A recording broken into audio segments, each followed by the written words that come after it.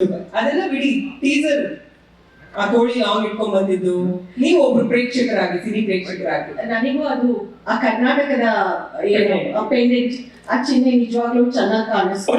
And ನನಗೆ ನಾನು ಇಲ್ಲಿ ಬರೋಕ್ಕಿಂತ ಮುಂಚೆ ನಾನು ಯಾರಿಗೋ ಹೇಳಿದೆ, ನಾನು ಈ ಟೀಸರ್ ಲಾಂಚಿಂಗ್ ಹೋಗ್ತಾ ಇದ್ದೀನಿ ಅಂತ, ಮ್ಯಾಮ್ದು ಪ್ರೊಡಕ್ಷನ್ ಅಂತ, ಫಸ್ಟ್ ಪ್ರೊಡಕ್ಷನ್.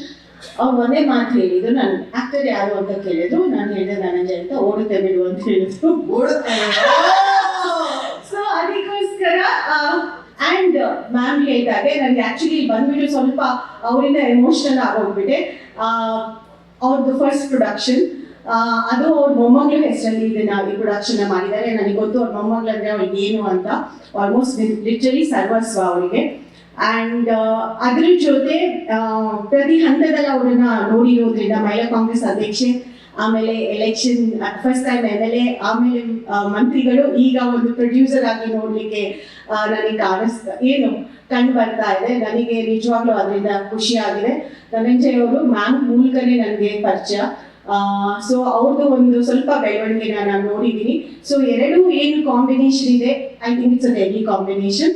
ಸೊ ನಿಮ್ಮೆಲ್ಲರಿಗೂ ಒಳ್ಳೇದಾಗಲಿ, even to the heroine, to the producers and to the director. ಆಮೇಲೆ ಚನ್ನು ಅಣ್ಣ, ಆಫ್ ಕೋರ್ಸ್, ಬಿಕಾಸ್ ಮ್ಯಾಮ್ದು ಬ್ಯಾಕ್ ಬೋನ್ ಅವರು. ಸೊ ಇದೆಲ್ಲ ಸೇರಿಬಿಟ್ಟು ನಾನು ನಿಜವಾಗ್ಲೂ ಇವರಿಗೆ ಬರೀ 100 ಕೋಟಿ ಅಲ್ಲ, 1000 ಕೋಟಿ ನೀವು ಈ ಫಿಲ್ಮ್ ಮಾಡಲಿ ಅಂತ ನಾನು ನಿಮಗೆ ಶುಭಾಶಯಗಳ ಆಶಯ ಅಥವಾ ಹಾರೈಸ್ತೀನಿ. Okay, super super. Yes ma'am, ಇನ್ನೇನಾದ್ರು ಆಡ್ ಮಾಡೋದಕ್ಕಿದೆಯಾ? ಹಾ